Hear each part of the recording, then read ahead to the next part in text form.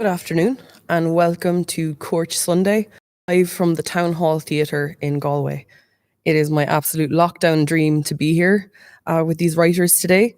We're going to be welcoming Nithy Casa, Raquel McKee and Kimberly Reyes to read for us and then have a conversation at the end. My name, as I said, is Liz Quirk.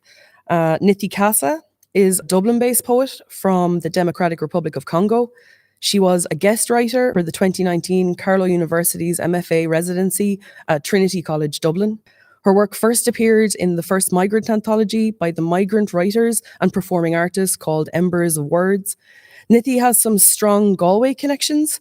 Having moved here as a teenager, her teenage years would see the eruption of a burgeoning poetic talent and a formalisation of poetic intent, and also the beginning of an association with Poetry Ireland, who have since commissioned new work. Nithy took part in NUI Galway's Arts in Action programme in an event titled Forgotten Stories of the Islands, Archives and Contemporary Irish Poetry, which has been archived at the James Hardiman Library. Raquel McKee is a Jamaican-born poet who has lived in Northern Ireland for nearly 2 decades. She is a poet, performer, dramatist, actor, activist. In one of her poems, the speaker challenges all who hear them to write themselves into the history books. She calls on poetry itself to tell the untold stories. Her awards include recognition from the Arts Council of Northern Ireland, the John Hewitt Society, and the Irish Writers' Centre. I first met Raquel in 2018 when we both took part in the Ex-Borders Transitions facilitated by the powerhouse Maria McManus. What struck me at the time about Raquel on that first meeting was her self-possession, her certainty about her craft, her authenticity. She declared herself a poet in a sure breath, and paying attention to her work, it is clear that she is a bright light in the starry firmament of Northern Irish writing. Kimberly Reyes has published 3 books in America and is in Cork as a Fullbright scholar, studying Irish literature and film. She is a poet and essayist who has received fellowships from the Poetry Foundation, Columbia University, among others. Her non-fiction has appeared in the Associated Press, The Atlantic, Entertainment Weekly, Time, The New York Post, and the list goes on.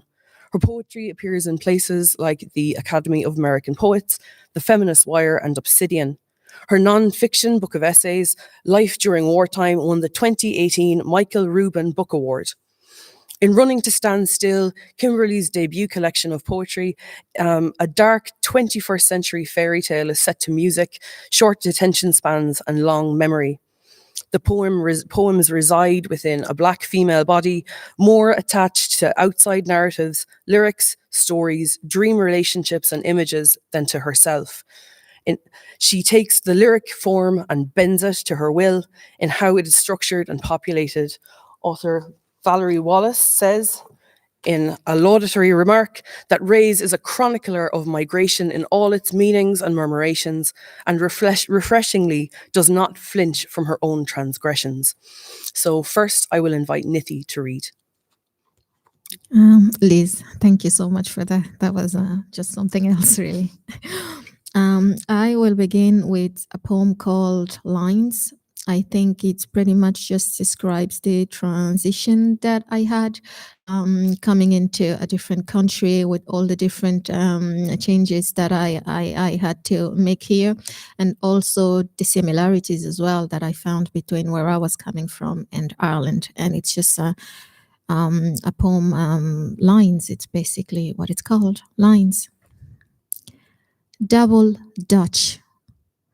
The low-cost second-hand books, the limping of tone whistles, lilts, French, Spanish, sign language should be taught, druids, voodoo, leprechaun folklores, the African lore, scented with column, the Zis oasis, an accent slick lining the Gulf of Alaska.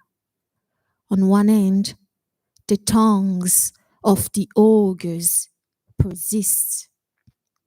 The penal laws of the Irish cease. Just after that, it's just another poem that pretty much ties with it. It's called Accent, and that's also just describes the challenges that I came across having to learn a new language and the difficulties that came with the accent, particularly kind of gives away where you're from. As soon as you speak, it's almost an identity thing. It's just as much as race is or gender. It's when you open your mouth, you talk, and people just kind of the perspective of you. They can kind of just guess where you're from, or they can tell that you're not from here, or you're born here or not. And my own struggle that I had trying to fit in with the getting the accent right. So I think the poem kind of explains itself. It's just called Accents. Accents. My accent lingered at bay, bleaching its skin, hips tucked into a corset, chewing English. It cleansed its feet with the salty water, then sat on a boulder, talking to itself, instructing the tongue how to pronounce, but it would do otherwise. They will know you got here by boat, not by bicycle. The days spent passing verbs through a needle's herb, knitting phrases. The prinking made you kneel to your toddler self. I came to send this trouble away. English is not mine to keep.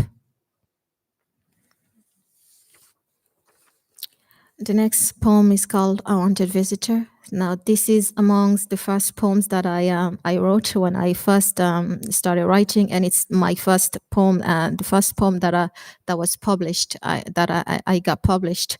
And the reason why I'm reading it today, it's because it pretty much describes civil war. So it's just in the eyes of a child, really.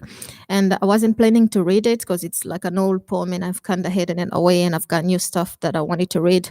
But the reason why, it's because last night I was on Instagram as usual, and I saw a documentary that had been made about what's happening in the east of Congo, and it's just kind of brought back some memories, and I said, why not just bring the poem? It's pretty much just describes a scene happening through the eyes of a child, and it's called "I Wanted Visitor." I wanted visitor. From the park they came, where hideous trees stood for ages like giants dressed in green. Clouds of winged creatures hung above the earth where serpents hissed. We gazed skywards as the clouds flocked and clocked the earth in a garment of darkness. Bodies dared the cold, and when the feet touched the ground, the world became a blank page. A path led to a towering gate held up by walls of solid bricks that bore pencil marks. At 5, doors began to fling open. Anxious heads gazed out the windows amid the silence and grief that gripped every home. At dawn, we beheld walls doused with blood. And the next one I'm going to read, it's not as depressing. It's called Charcoal Iron. And the reason why I'm reading it, because I think I worked with the Adrian Brinkerhoff Foundation, Poetry Foundation, based in the United States. They're making films about poetry, and this one in particular, I think it was we all have a lucky poem, and I think this is my lucky poem. It's kind of got me a lot of gigs there for those that kind of saw the short films that we made. It's called Charcoal Iron. Just pretty much describe. It's just little this. It's an old school iron, really. We had back home. Was a long time ago, before we had electricity and all of that. It's just pretty much describes just this iron. You kind of put cold in it. It's like a warm stuff people used to use back in the days. In the countryside where there is no light or anything, people would still use it. And my grandparents used this, so I had the chance to see it. And this is just a poem from memories. Yeah, it's called Charcoal Iron. She pressed his shorts to her last days, squinting her eyes, facing the ridges that still stood over the years. Steam iron could not do. She liked the old ways, the iron of coal. It stayed in a cabinet, a jewel, a recipe for her lover. An alloy boxed, a dumbbell's mass shaped like a crocodile's head. Its upper lip pierced, a screw-like ring for locking the zigzagged jaw. The handle, askew on the alligator. Hot charcoal was placed inside the box for her.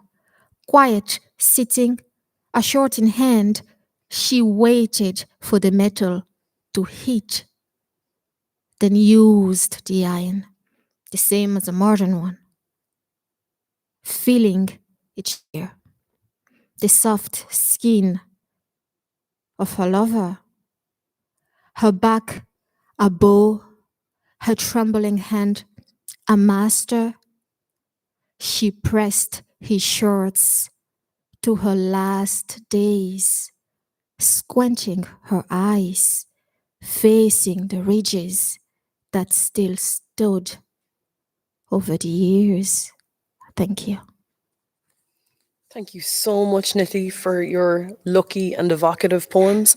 I just want to remind you in the audience, all of you watching from home and in your gardens and in your hot tubs, that we're open to questions following the reading. So please pop some questions for the readers into the YouTube chat. And I'd now like to invite Raquel McKee to perform. First of all, Liz, thank you very much for that very generous introduction. And thanks also to all the people at Kurt for inviting me here. I am so pleased to be here. I am just loving this opportunity. And the first piece I'm going to read for you has been published in Fortnight at 50, which is a literary magazine. Well, it's actually a political and arts and culture magazine from the north. And this actually came to my hands yesterday. So I lifted it as I left home to come to Galway. And the first piece that I'm going to do is from it. It's called 5 o'clock a morning. This piece was written, I think, 2 days after the George Nichenko killing. And it affected me in quite an unusual way. And the piece that I've written speaks about the perspective of the mother. And I'm going to share it with you now.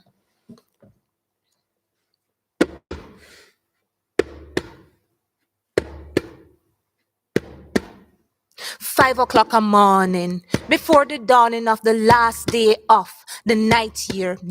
Me wake, and me no hear, no bawling.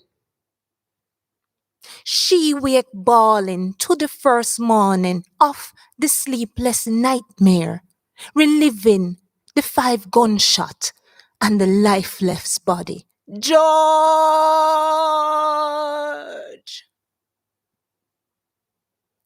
This place is a safe space for raise a black boy. Not true? So we thought. Now numb with the new reality, black boys get killed here too. Parenting black boys manual sent back for editing. Revised edition needed. Revised edition needed. Her George dead, mine alive, the 2 of mourning. But hers more real. Thank you.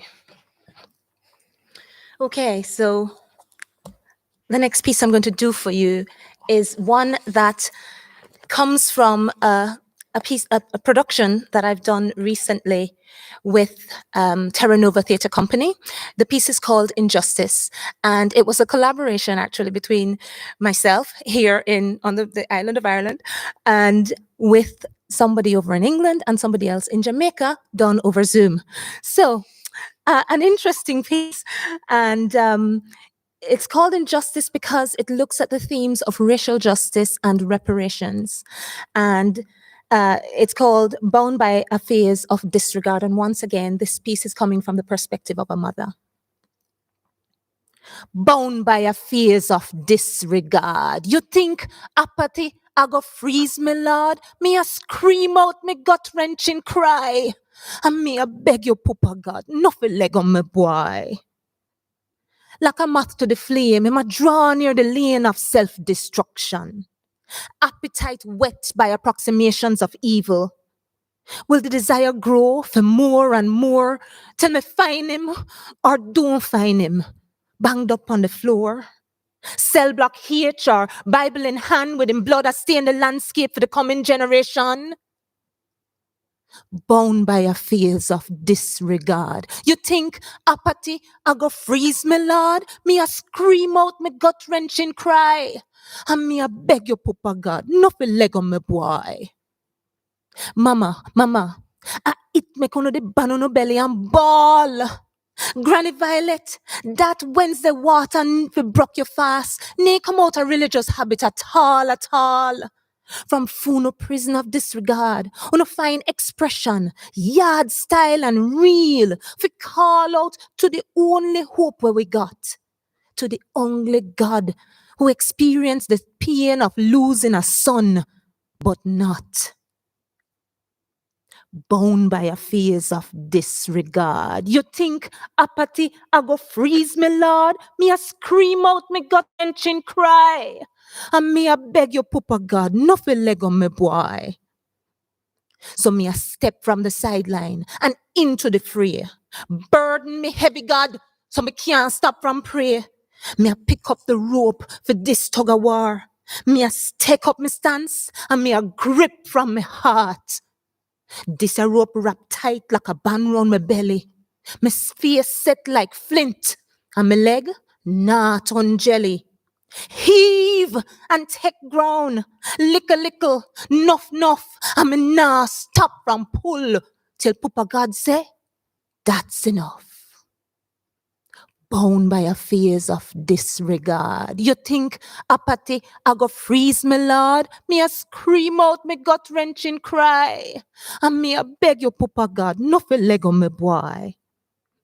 Are you bound by a phase of disregard? You gonna make apathy freeze you out of the Lord? Scream out your gut-wrenching cry. And beg Papa God, nothing leg on your boy. Or your girl, if I want girl you got. Thank you. Okay, so the next piece that I'm going to do for you is called Footsteps. And this one was written when I spent some time thinking about National Heroes Month, which is the month of October in Jamaica, which is where I'm from.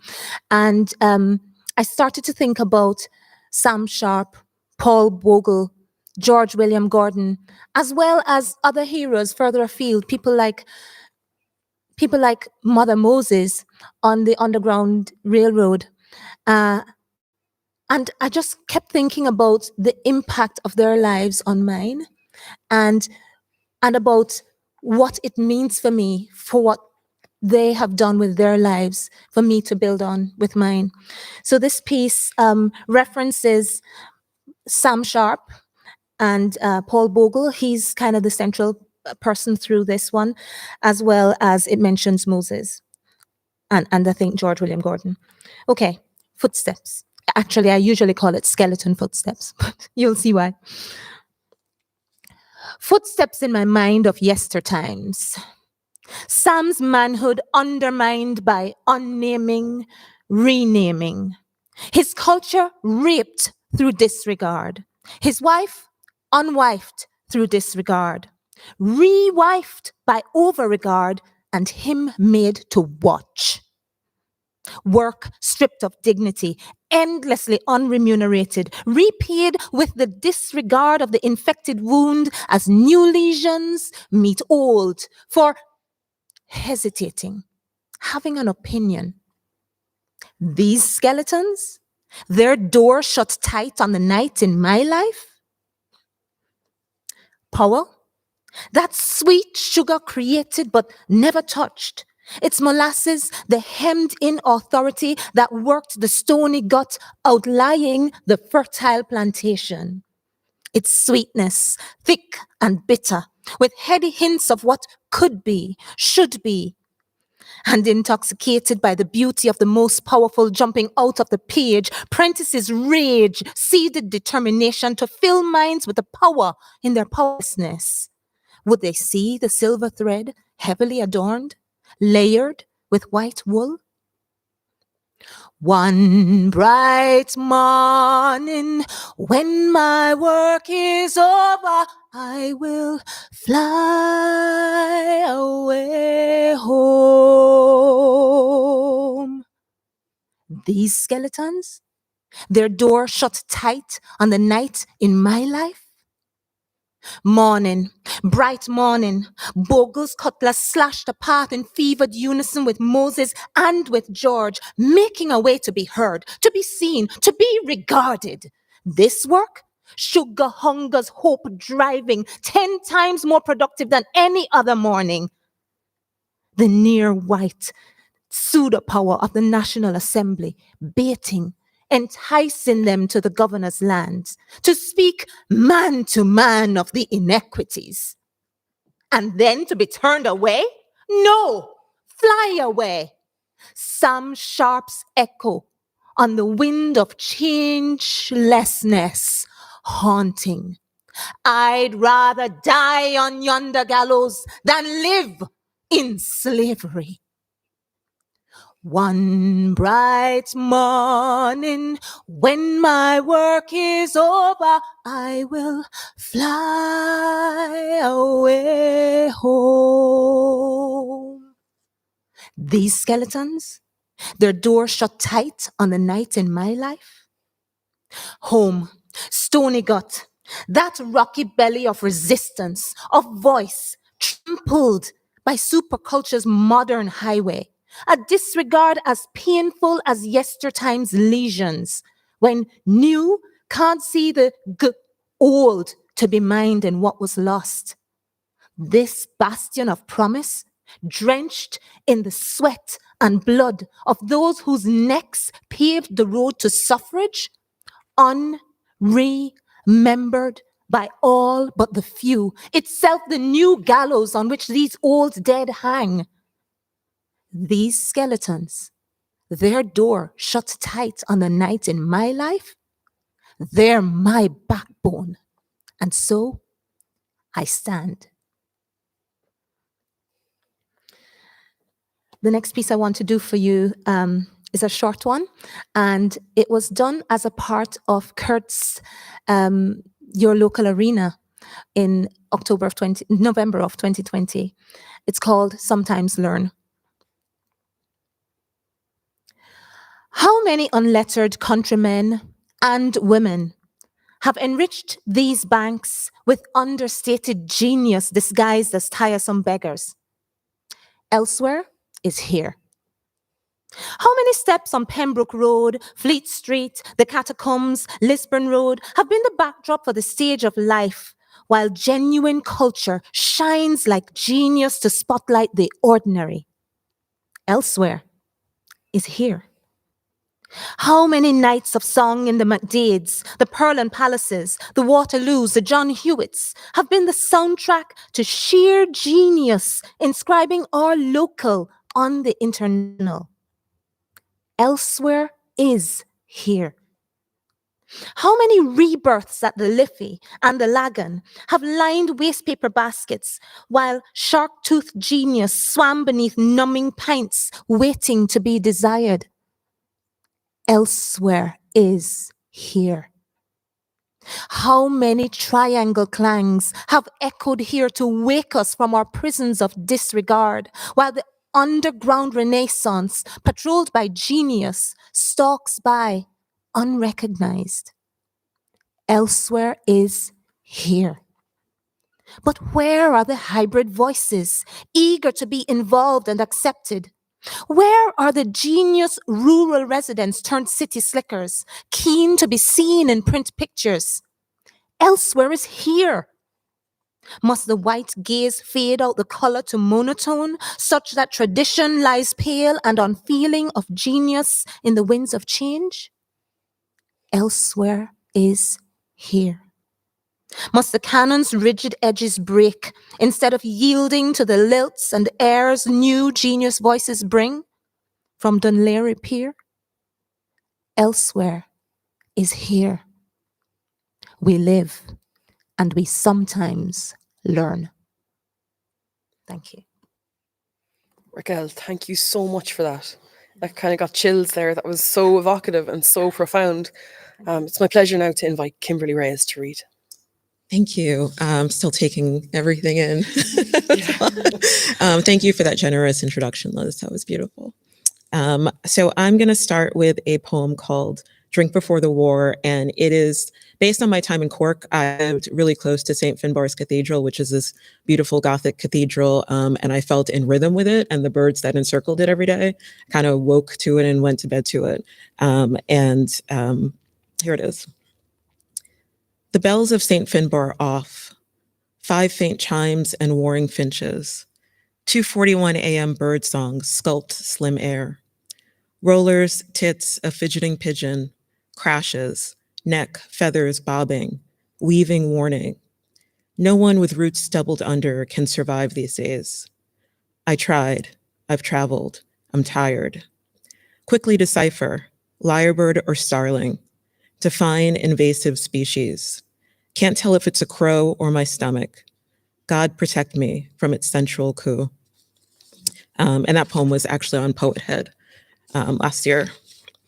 And this next poem is based, I'll say that probably the hardest part of lockdown for me was not just pubs. I actually can't believe I just said that, but I really, really miss museums being closed. That was sort of I didn't realize how much that was sort of my home base. And so this is after one of my favorite painters, Edward Hopper, and it's called Stain and Creases.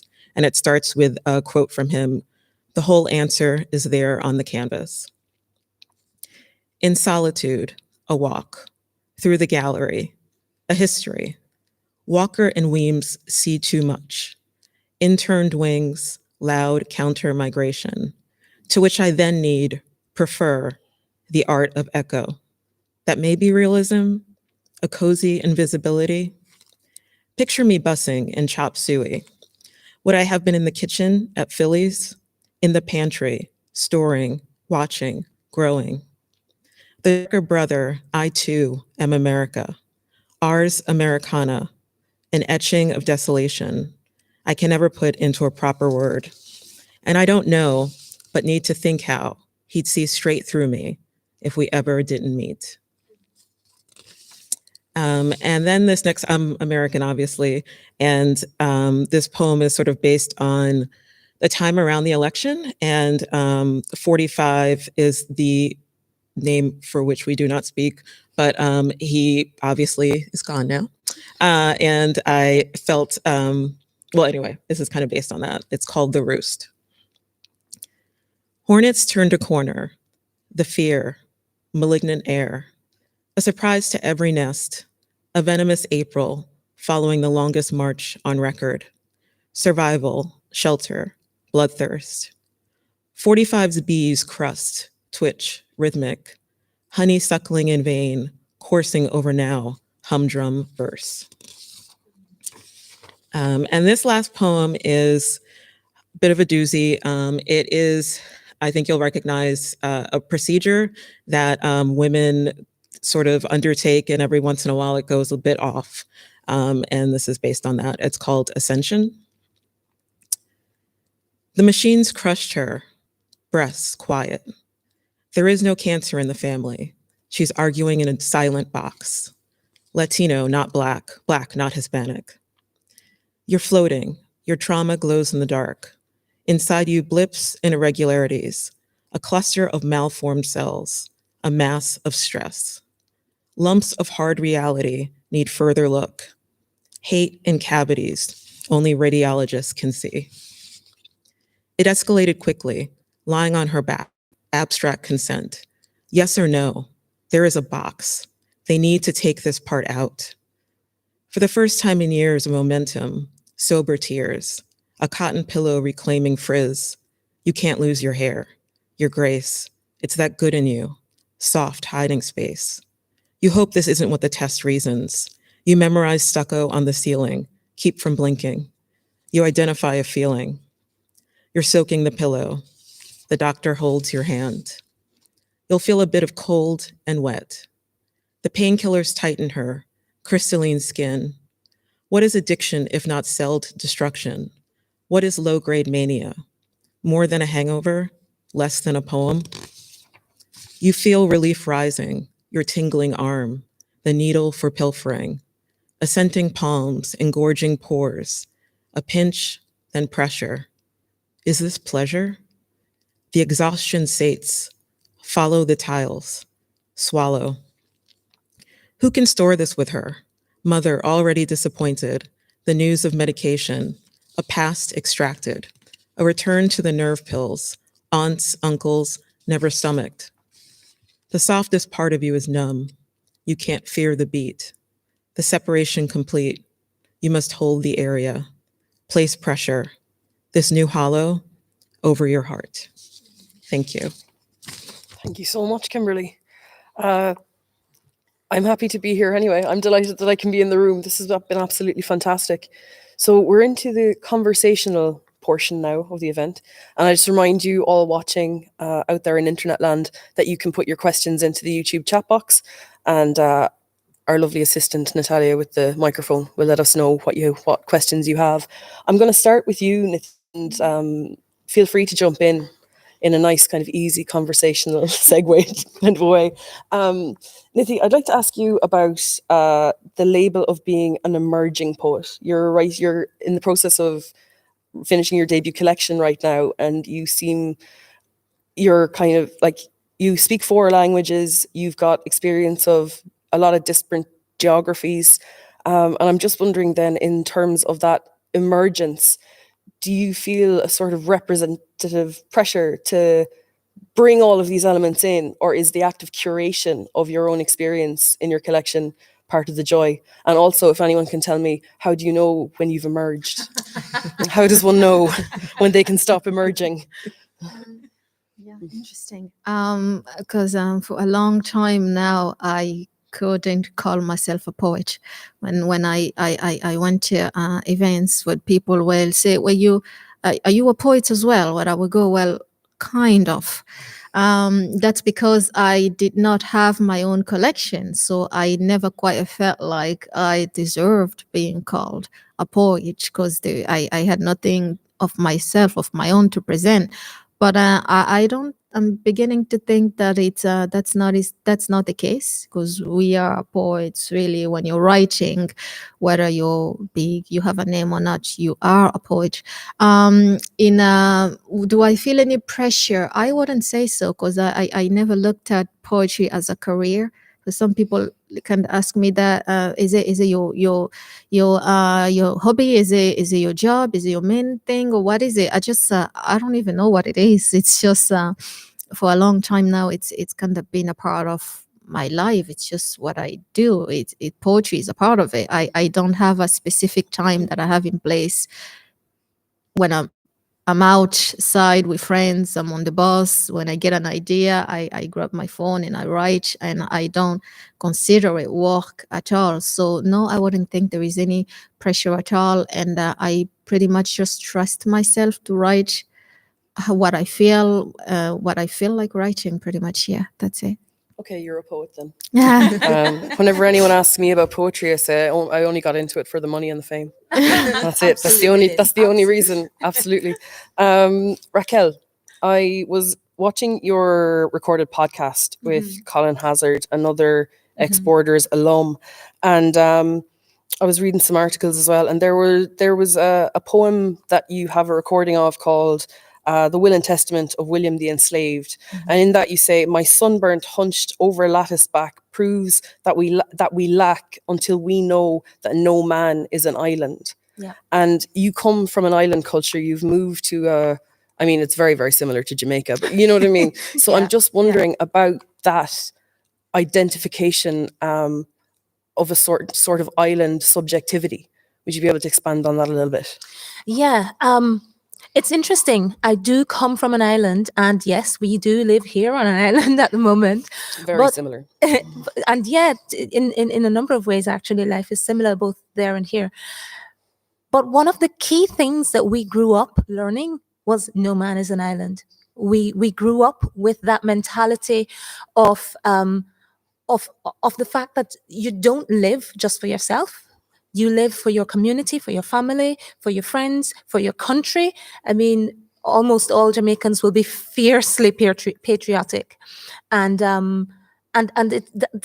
that helps a lot when you have to go out into the brave, wide world and discover there's not only Jamaica, there's far more, loads of other people to be considered, and that everybody else has as much reason to be here and as much relevance and as much importance as you have.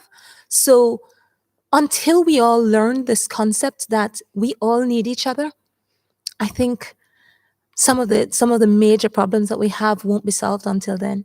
I actually had that poem and was thinking of reading it today, but I didn't. I kind of had prepared things just on the off chance that you had. I thought that'd be a nice little riff I could go off on there. And it'd look completely seamless as well. But sure, Yara, next time. Next time. Kimberly, I'll turn to you now, and then what I'll do is I'll throw a few questions to the floor before I release us to the wide audience. Kimberly, I'm very interested actually. There's in your collection, you're doing a lot of interesting things, but the first thing that struck me about the collection was actually your selection of epigraphs. Pop cultural, you've got a Fleetwood Mac in there. You have, who else do you have? U2, Tears for Fears. And I say to my students sometimes, if you are going to present your work, you've got to consider it from the outside in. And I'm just wondering if you could talk to me a little bit about the importance of those epigraphs, why you chose them, and what you felt they did for the collection. Yeah, sure. I mean, the book is named after a U2 song, Running to Stand Still. Music was my first poetry. I, was like first generation, and my parents thought, well, you're a good writer, so be a journalist. That's how you make money, which is hilarious in its own way.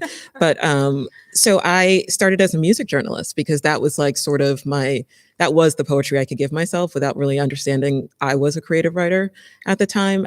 So music is everything to me. And I just felt like it'd be true to acknowledge that in the book, as the epigraphs sort of like divide the book in a way. And I think that doing that musically just stays true to the narration. So in terms of your tone then, do you feel that your love of music or the way that music kind of permeates your life filters into the way that you write? Because like you're doing some very interesting things with the lyric form in the text, especially the fact that you're eschewing the page as real estate for the poem to live and using text message form and DMs and things like that. I just think it's kind of a lovely marriage of all these different things. But how much does music permeate the actual writing? I think my poems are very musical, and it's not always intentional. Sometimes I'll read a poem out loud and I'll go, oh my God, that rhymes in a way that I wasn't even meaning to. I just think that I think I write, like I always say my brain is filled with like 80s movie quotes and just song lyrics. That's it. That's all I'm good for. And I think that it comes out in my writing and that I naturally sort of write sort of lyrically. That's really cool. I'm glad to hear that, because I do that too, bring songs into my poems from, like I have one that has a Beyonce line in it, and I've got one that actually has one of the pop artists of, I'll not even go there, no. Well, you're going to have to tell us the name of your pop artist now. You can't leave us hanging like that. It's Now tell me what you want, what you really, really want. Spice Girls. Spice Girls. I've got that in one of my poems. Okay. And every time I perform that, everybody goes, what? In shock. And But if you're playing at home, Cork Bingo, that Spice Girls box that you can take right now. Just before I throw out the broad question, Nithy, I want to talk to you again. You engaged with archival material in the James Hardiman, and it was meant to be a live performance, but I think COVID scuppered that. Am I right?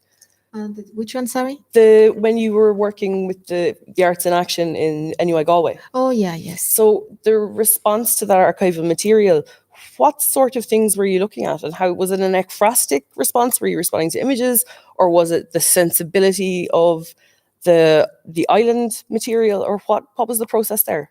I think there was a theme that was given to us. Really, there was we had pieces there we had to choose to respond to, and one of the poem that I wrote was actually an original. I think it was "Counting the Winter Days." It was just a response to one of the article that was given, and I kind of chose the poems that went along with it, that kind of fits in the same ideas and the themes of sacrifice and immigration and womanhood. I think that's what it was. Pretty much they were chosen in that contest. Yes. Okay, cool. And that material, you can find work by Nithy on the James Hardiman Library website. I've been trawling all of those for the last few days. Okay, so this is the quick fire rapid question round, I think, before we can throw it out to YouTube. Okay, so you each have kind of different poetic homes and heritages that you bring into your work. And I just would love it if you could recommend one text, like to give someone a baptism of fire in your poetics outside of your own work. What would that text be? Like a poem or a like book? Like a collection, or is there an album? You know, if you wanted to give someone a shot of your poetics, like, here, I don't have my own work to hand, but here, have a look at this kind of sums it all up. Is there like a representative voice that you latch onto? It's hard to choose, right? Yeah. But Linton Kwesi Johnson probably would be one for me, and Louise Bennett Coverley, who's Jamaican, and she was kind of like the mother of dub poetry, social commentary poems with Jamaican Creole in it. So those would be kind of, definitely listen to her. If you want to know what my stuff is about, see her. Dub poetry is poetry with a very specific kind of a rhythm, isn't it? And it's performative, yes, but is it performative in like you were singing and playing there? Is that essential to dub poetry? Dub poetry will always have a really strong rhythm, and almost always is social commentary. It's kind of speaking into what's happening around us at the time. Most performance poetry, most dub poetry pieces will be strong performance poetry elements with strong rhythms in it. Okay. Music and so on. Have you ladies had time to think? Yeah, because you gave me the opportunity to throw an album in, I'll say it's anything by Gwendolyn Brooks, who's my favorite American poet. It's like Gwendolyn Brooks meets Sinead O'Connor. That's what it. That's nice. Yeah. Is the Gwendolyn in the first poem of the collection that you're shucking peas with? Yes. Is that Gwendolyn Brooks? Yes. Yeah. Sound. Okay, cool. I love being right. Okay. I think my work is pretty much just on its own, because I'm writing from a margin. There I have Ireland and I have the DOC, and I love spoken words, and I don't really like to. I think I'm a bit shy for it as well. So it's just in between. But if I have to recommend, I would say Seamus Heaney. Now I'm not as good as him, but yes. But it would be a lot of description, just describing stuff, and that would be the poetry that I grew up reading from school. Obviously, the poetry of Seamus Heaney and all of that. But Maya Angelou, I would say, yes. Still I Rise. I think I'm just kind of there. It's poems on paper, but this at the same time, she still kind of had her own style that she brought to it. I think it's kind of between the two. When it comes to writing, I would say I look a lot more at Seamus Heaney's work in descriptions and all of that. But personality-wise, I say Maya Angelou is just kind of like where I kind of see myself. Well, I don't see myself, but that's the kind of poetry that I'll be thinking about if when Seamus Heaney and Maya Angelou had a baby. Oh, That would be you. Yeah, that's quite a combination. okay. Okay, so I think we've got some time for some questions from our lovely audience out there in YouTube land. Yes, the first question is from Catriona, and she asks, all your poetry is so personal. Is it difficult and or tiring to put so much of yourself into your work? Yeah. Yes. You can each 100% yes. I would expand on that a little bit more and say, especially since so much of what I do is about racial justice, it really is emotionally laborious work. It really, I mean, I've written poems and at the end of it sat there weeping, not just crying, weeping. And, you know, by the time I'm done, I'm like, right, I need a walk. I need to go to something completely different. But there's an urgency that makes you write the poems. You know what I mean? The poems have to be written. Have to be written. Yeah, Despite the emotional trauma Yeah. that we put ourselves through. absolutely. Kimberly, would you like to take that question? Yeah, I actually find prose to be, because I also write essays that are personal, and that kills me. Like those, I absolutely need like time off after I finish like a really emotional essay. But there's something about poetry that allows me to be, it always feels like a narrator in poetry, whereas prose is just like right up in your face. But poetry, poetry lets me sort of like live, I don't know, in the lines in a way. I can hide more in poetry than I can in prose. But yeah, they're both exhausting. Is that because of the form? Because of poetry, you can there's a bit of sleight of hand that you can do. Yeah, absolutely. But there's also, it just really does feel like a narrator. You know what I mean? It does feel a little bit separate than prose feels for me. And Nithy? Yeah, I think I can. Well, I don't really write much fiction, but I think in poetry, it becomes a little bit harder to kind of just make something up. It might not be exactly what happened, but it's coming from a certain experience that is within. And this is something that I think I spoke with a mentor of mine, the struggle I had with releasing my poems sometimes, because it always comes within. And if you are a bit reserved like I am, you kind of wonder, ooh, do I want people to read this? So, but yeah, it really is a personal. It's something that is really personal. It always comes within. Yeah. Do you guys find then that there's a kind of an extra layer between, like, you have the writing of the poem, which is one type of reveal, but then you have the performance of the poem, the standing up in front of an audience? Yeah. Do you find that does that kind of render the poem more written once it's performed? I think it kind of reaches a conclusion that it's like, this is as bare as my soul is going to be. Yeah, and you kind of edit when you're reading a lot of the time. You know, like the editing part actually takes way longer than the writing part. And then once you get to the stage where you're reading it, I've changed poems on stage all the time. That's a crucial part of the editing for me. Yeah, they're never fully written, I suppose. Have we another question? Yes, this next one is from Lara. She asks, where does a poem start and when is it a poem finished for you? Could you tell us a bit about your process? That's a nice, easy question. Where do poems start and where do they finish? I'll go this way around now. I think it starts with an idea for me anyways. Anything that comes in mind, I take it down as it comes, and the editing that comes with it. Well, for me, I don't have a time frame which I allow a poem to finish. How I decide is when I can read it over and over and over again and feel satisfaction, and just feel like even if I wanted to change something, but I can see myself reading it to people and being okay with it. That's when I decide that's grand. Now we can leave it. Yeah. Okay, I'll go across the stage to Raquel. Where does it start and end? Where it starts for me, usually, well, it depends, because I write both page poetry and performance poetry, and I find that you both... have to go into the differences there. Okay, so the performance poetry are usually my social commentary pieces, whereas my page poetry, usually I can just take an idea and just work away at it and create something. And for me, with the page poetry, I can just decide, okay, I'm going to write about this and just, work on it, whether research or no research, just work on it, and then the editing process, etc. With the performance poetry pieces, that starts in here, down in my gut, when something is in my craw, we say in Jamaica. Craw, yeah. And then it for me, it stews and it just keeps stewing until it just comes out and it just has to be written. With the editing process, and where does it end? I have pieces that are in books that I'm thinking, I'd quite like to do that slightly differently. So, yeah. Chalk it down yourself, Kimberly. Yeah, for me, I feel like it starts with a feeling, a sensation, a smell that I'm trying to articulate. And yeah, to second that, I would do half of those poems in that book that you're holding over with now.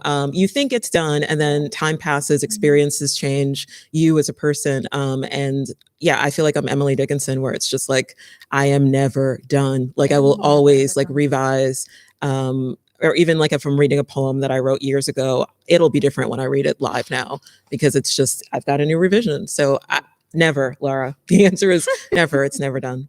That's the thing about what Kimberly just said. The poem is never really done. You have to decide at some stage that you are done with it, and people will receive what you give them. Yeah, That's true. My one, actually, in duration, the longest one has took 8 years. Wow. And it's rubbish. It's in my debut collection, but it's called Housework, I think. Avoid it at all costs. Have we one more question? Yes, this is the last question from Susan. She asks, would each poet feel that the uniqueness of their individual poetry presented today acts as a voice to promote your individual culture and equality for ethnicity? Okay, we'll go for Kimberly this time. Okay, so if I understand the question, how does my individual voice, how is it heard through my poetry? It's representative of their culture. Yeah. Yeah, absolutely. I mean, Black American poetry is just it's 90% of what I read. So I feel really influenced by it, and I feel like I take very seriously trying to bring something new to the table when I write. So it's important to be in conversation with the other poets who I feel are my contemporaries, and then to sort of add my, unique experiences, my unique travels, the people that I meet, to the conversation. Okay, will we go to Nithy now? How does it bring out your identity? I think it's just pretty much coming from, like we were saying earlier, poetry is something that's coming from within.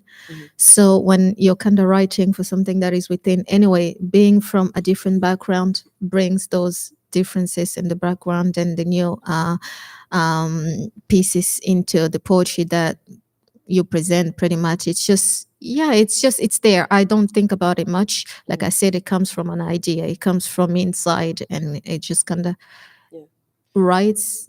It's pretty much writes itself, right? Yeah. And as writers as well, we're kind of, we're the sum of our experiences and the things that we've lived. And I always think that poetry isn't really a competitive sport, because no one will be able to write your poems. Exactly. What do you think, Raquel? I agree with you on that, it is going to be a sum of your identity. And of course, part of that is your ethnicity, your culture, etc. So that is definitely true. However, particularly with my the poetry pieces, I really do have a sense of the weight of the genre and the cultural norms that go with that. One of the challenges I actually find writing dub poetry in this part of the world is that for a lot of Jamaicans, writing dub poetry is done in Jamaican Creole completely. And I'm always questioning myself about how my audience receives that. If I write it completely in Jamaican Creole, how many people are actually going to do the work to understand it? And I've had arguments with my sisters about, you have to stay true to the form, you have to stay true to the language, and I'm but I'm in a different culture, so I have to stay true to that, to the people who are reading it as well. I have to make sure that they at least get it. And I've kind of hit on a halfway house where I feel as though I need to do enough to feel as if I am staying true to the culture and presenting the art form the way it can be seen and represented, but of course still adding my own stamp, my own identity on it.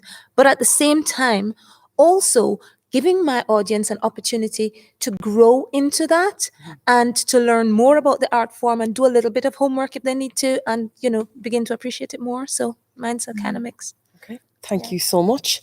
Okay, I think we've come to the end of our session together today. So I'd like to thank Nithy and Kimberly and Raquel for joining me on the stage. Thanks to all the festival staff today and everyone in the Town Hall Theatre for doing all the work. Thank you for listening, for watching, for sending in your questions. Corch relies on the ongoing support of our audiences and donors to bring readers and writers together telling stories. If you would like to make a donation, please visit corch.ie/support us. Make sure to check out the rest of the programme today on corch.ie/what's on. The festival bookseller is Charlie Burns, and you can get a discount, I think, on Charlie Burns' website in the Corch section.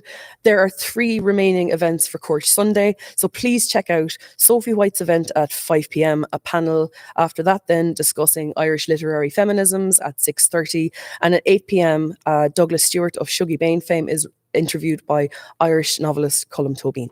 Thank you for joining us today.